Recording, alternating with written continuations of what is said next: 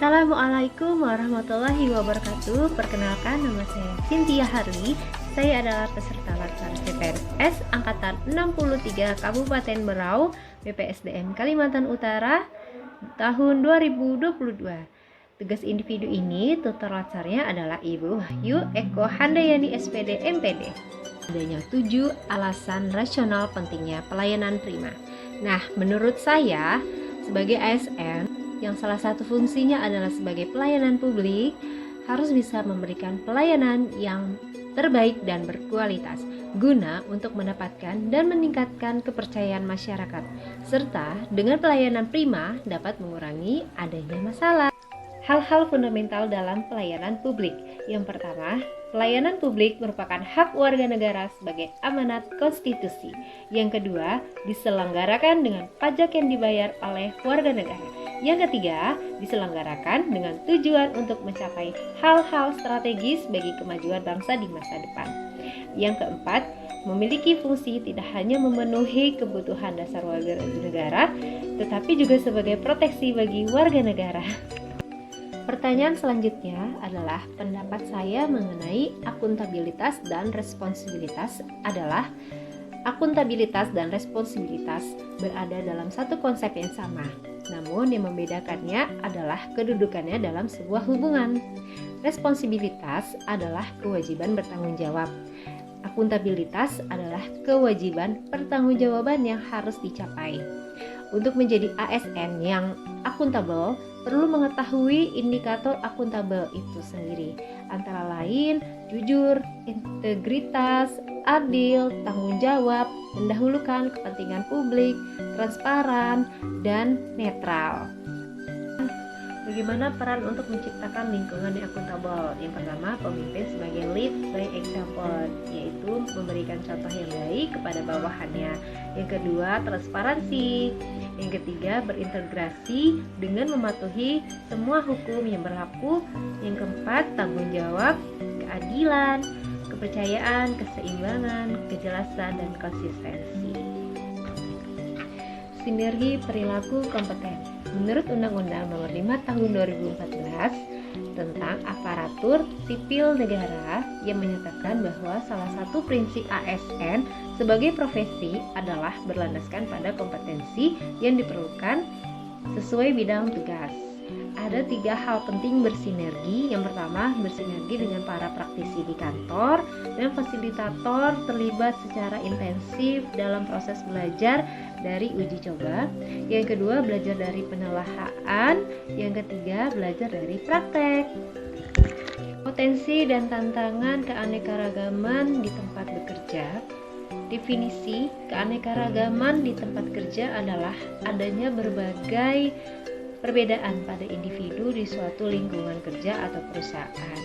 Nah, potensi dan tantangan di lingkungan kerja itu ada perbedaan pendapat, perbedaan keyakinan, perbedaan ras, suku, perbedaan karakter, dan perbedaan kepentingan.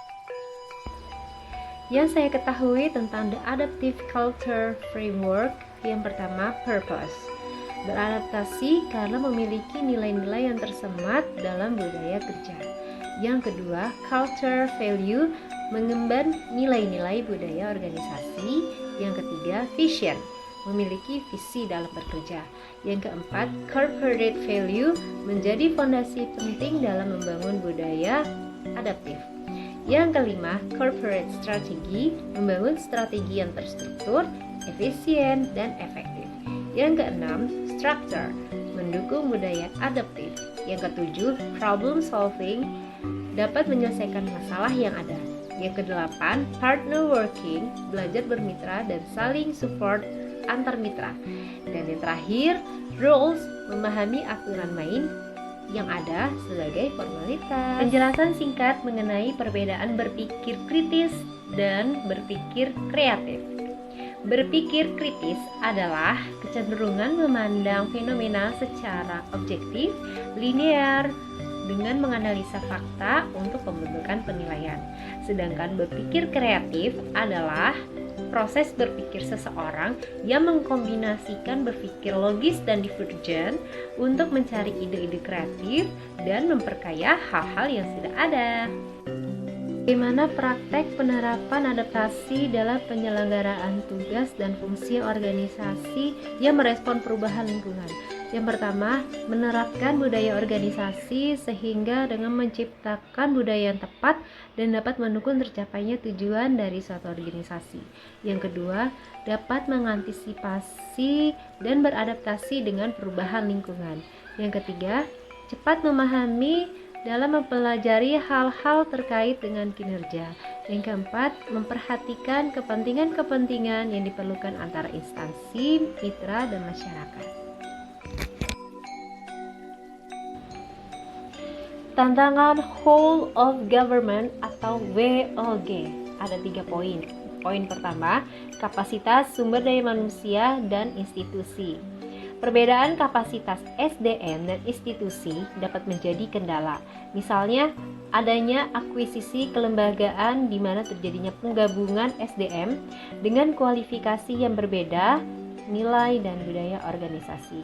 Poin kedua, nilai dan budaya organisasi menjadi kendala manakala terjadi upaya kolaborasi sampai dengan penyatuan kelembagaan. Poin yang ketiga, kepemimpinan menjadi salah satu kunci dalam pelaksanaan WOG. Pemimpin yang mampu mengakomodasi perubahan nilai dan budaya organisasi guna mencapai tujuan yang diharapkan. Demikian tugas monolog ASN berakhlak dari saya.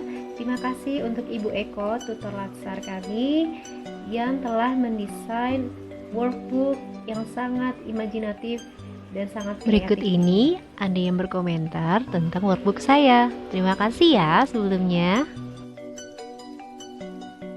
Menurut pendapat saya, tampilan workbook ini sangat menarik dan memiliki ciri khas. Isi yang ditampilkan pun sesuai dengan tema. Terima kasih.